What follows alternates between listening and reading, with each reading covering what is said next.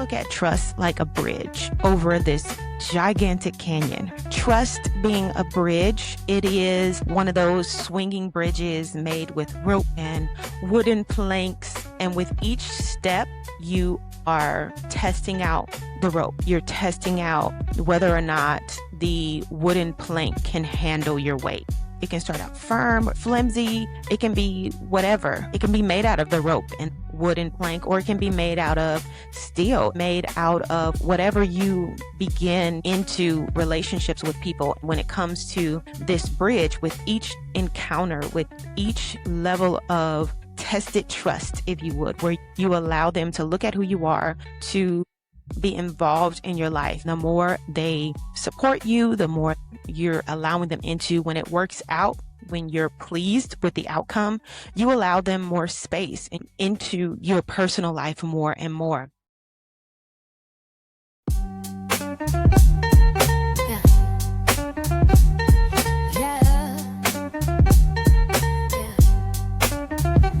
Virtuous woman, wifey type, does you good and not evil all the days of her life.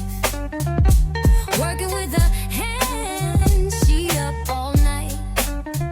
I don't know what she doing, but she doing something right. The Proverbs 31 woman, she's wise, she's worth more than rubies. The Proverbs 31 woman, the one who fears the Lord. A woman who fears the Lord. A woman who fears the Lord. A woman who fears the Lord. A woman who fears the Lord.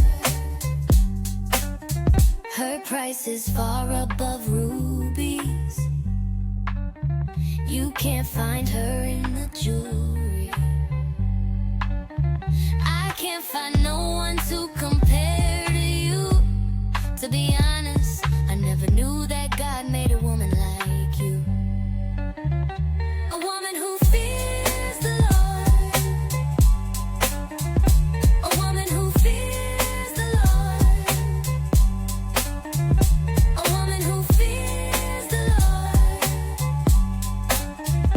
A woman who fears the Lord.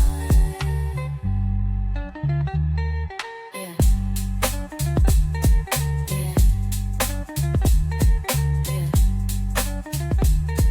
Yeah.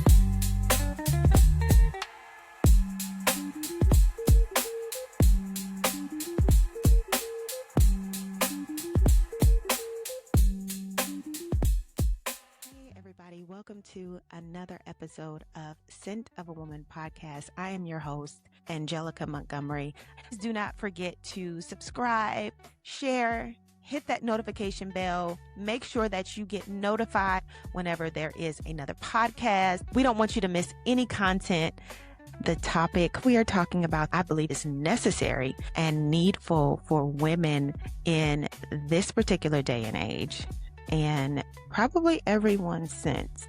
I believe that the topic is extremely important for all women, regardless of where you come from, your age, your background, history, or even where you believe you're going in the future. Accountability and mentorship. Don't hang up. Don't log off. Don't close the app. We're going to deal with this. We're going to have a really calm, collected conversation. I'm going to begin this conversation with a little bit of why I believe mentorship and accountability is important. I am a leader and I have been for quite some time. When I mean quite some time, I mean years. If you want to be extremely technical, maybe at the very minimum between 18 to 20 years. If you want to think about the times that I wasn't at a church or that I wasn't doing anything, like pregnant and on bed rest, I would say 18 to 20 years. However, when I look at non-technical occasions where I didn't necessarily hold a position, I didn't have a title, or I wasn't on somebody's leadership role, if you would say my whole life I have been in a mentorship position.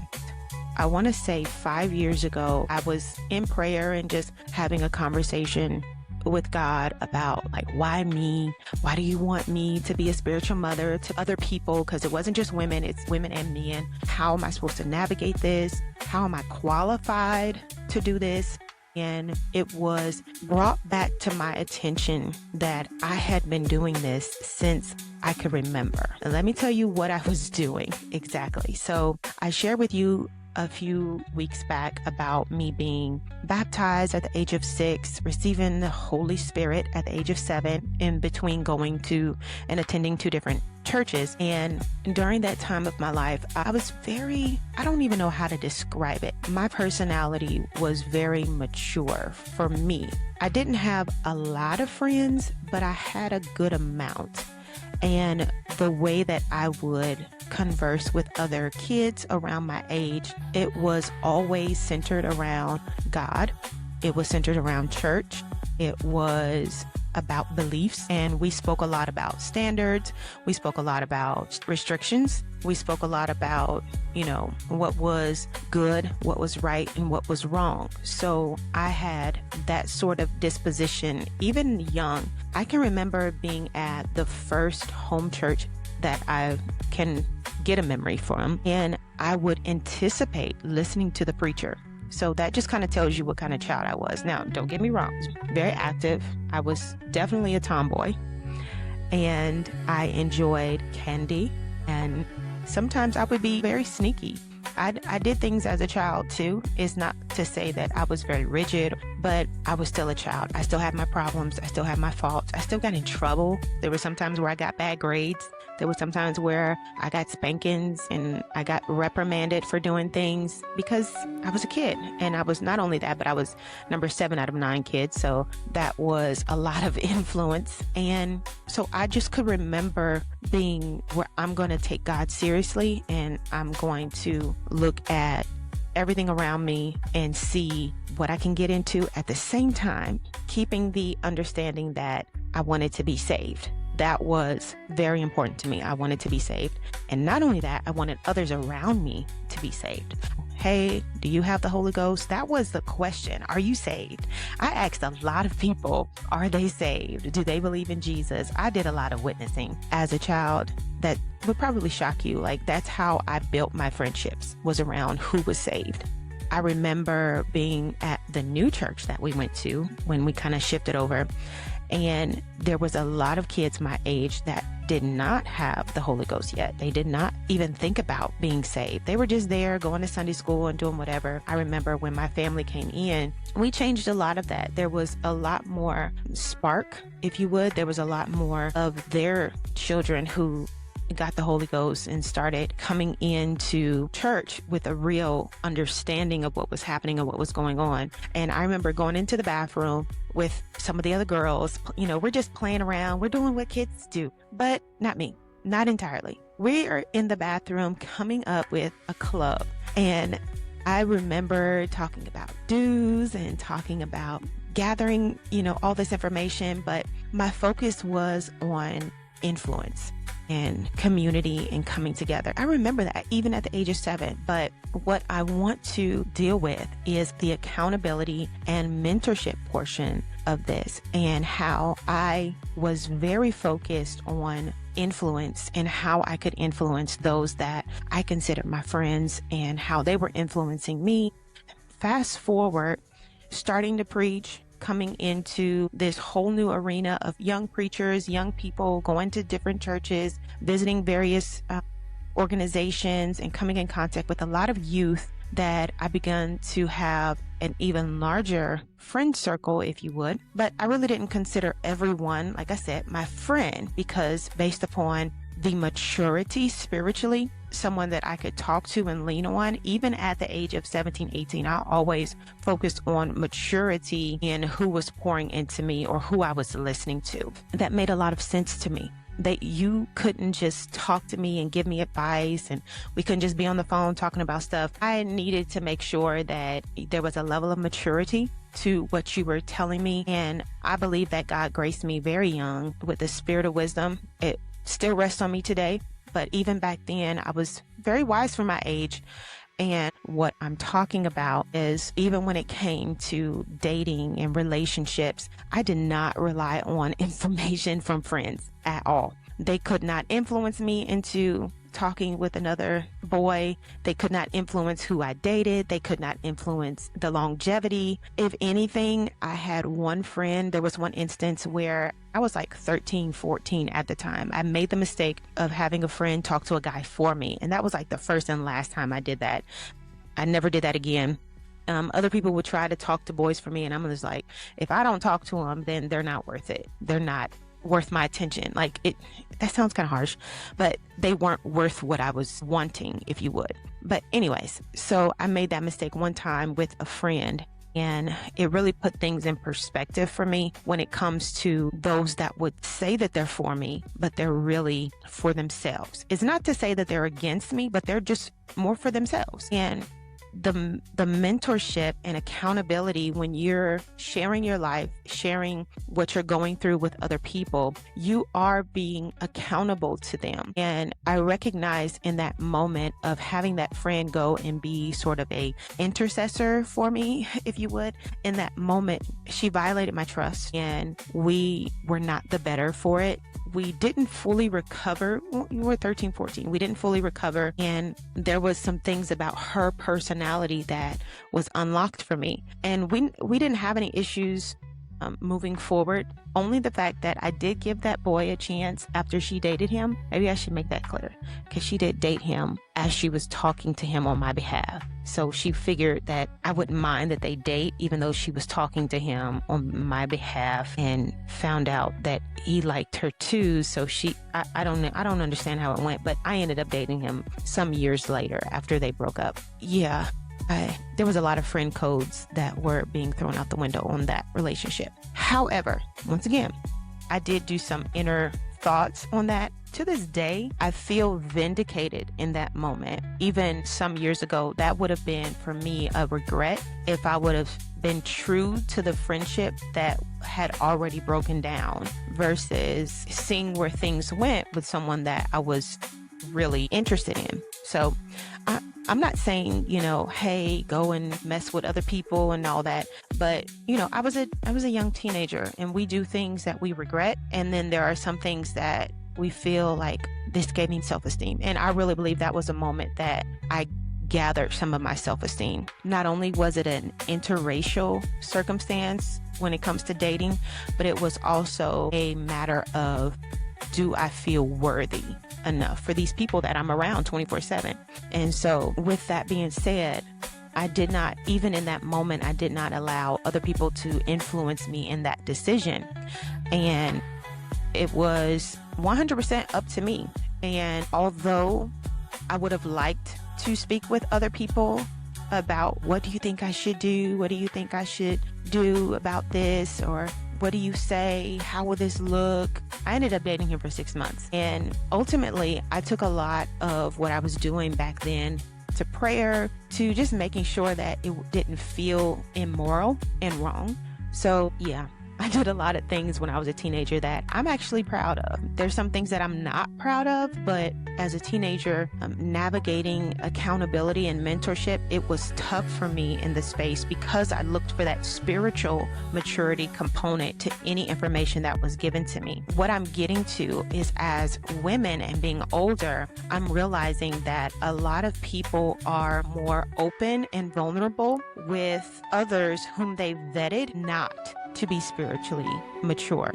I have so many, I can't even count how many spiritual daughters I have right now. I probably could if I wrote down a list, maybe, because there's some that are affiliated with the organization that me and my husband are over together. And there are some that are not affiliated who come to the church. And there are some who I have sort of graduated, if you would, into other positions but they're still spiritual children. They can still call me, they can still connect and things of that nature. When I'm dealing with those, I still find it difficult sometimes to get to the real. And here's the thing about accountability. Accountability always requires a level of vulnerability. If you're not vulnerable, if you don't allow your guard to come down when you are pursuing accountability, and I'll say it that way because it's a relationship, whichever way you go, you have to allow trust to build, to form. And that's the thing about trust. I look at trust like a bridge over this gigantic canyon. And trust being a bridge, it is one of those swinging bridges made with rope and wooden planks. And with each step, you are testing out the rope. You're testing out whether or not the wooden plank can handle your weight. And so while your hands are firmly planted on this rope and you've already tested the rope, you know that the rope is there. The bridge, it can start out strong, it can start out firm, or it can start out flimsy. It can be whatever. It can be made out of the rope and the wooden plank, or it can be made out of steel. It can be made out of whatever you begin to, enter into relationships with people. And most often when it comes to this bridge, with each encounter, with each level of tested trust, if you would, where you allow this person a sort of inner look at who you are, you allow them to look at who you are, to be involved in your life. And the more and more that they support you, the more that whatever you're allowing them into, when it works out, when you're pleased with the outcome, you allow them more space and you allow them more into your personal life more and more. And so the level of trust that many of my spiritual children have, it has come with encounters, it's come with conversations, it's come with life milestones, it's come with life celebrations, life moments, whatever has happened. With each life event, there is a level of trust that is either built, tested, or even destroyed, or even damaged. It doesn't have to be completely destroyed. Sometimes it can get damaged. You can have a crack. It can break in half, and it needs to be repaired when that trust is broken. And mentorship is a huge part of spiritual parenting because we are not the ultimate parent. We have God, our Father, who is our mother, our father, our brother, our sister. He is everything to us. And there is still an element of submitting ourselves one to another where we are accountable not only for our actions, but for our lifestyle, for our ideas, for our thoughts, for our choices, for whichever, whatever's happening with us, we are responsible for that. And when come into relationship with people looking for accountability and mentorship guidance through life and through life events, life circumstances, whatever it may be, we have to remember that we can build trust and we can test trust in those events, and we can even build better. We can build the bridge better and renovate the bridge. We can reconstruct it. We can tear it down. We can build it back up. But it takes work and it takes relationship for all of those things. With mentorship being a huge part of spiritual parenting, one of the things I believe that people don't understand is that there is an element of guidance that is so prevalent. It's so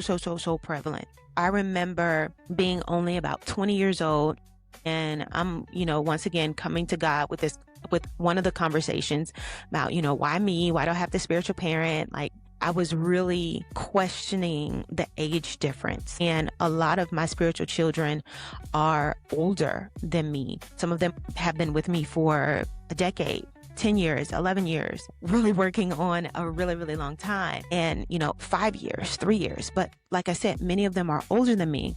And it was a thought like, God, why me? What is happening? And he really had to, once again, bring that back to my memory that a lot of the things that even these older spiritual children were going through, I had already gone through it. I had already dealt with it. I had already crossed over Jordan when it comes to whatever that life circumstance, whatever that life situation was. And I had a testimony. I could guide them through that moment. And when I look at a lot of my spiritual children and how that was really a testimony of assignment taken for me. It was an assignment. I was like, okay, I know I can do this. Because like I said, being 20 years old and having these adults, right, these grown people who were well into their 50s, they were dealing with older children who were moving out of the house, who were, doing various things. And I had to realize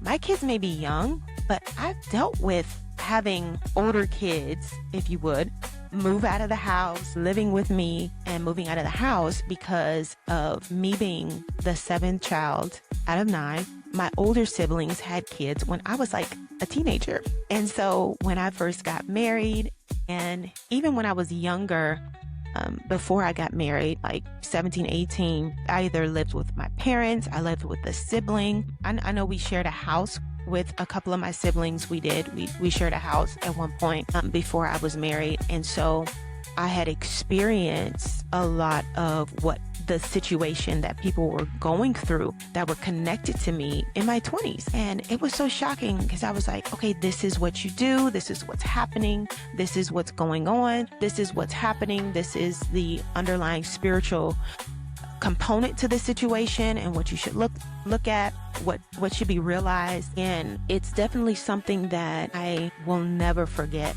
just realizing that, hey, I'm cut out for this. And what I'm getting to is the mentorship part is it's very prevalent. You have to have it. You have to have it. I can't say that enough. You have to have it. Your opinion doesn't matter if you haven't gone through what somebody else is going through, unless you have been given wisdom. We always want to think about Solomon. King Solomon was given wisdom. He asked for wisdom.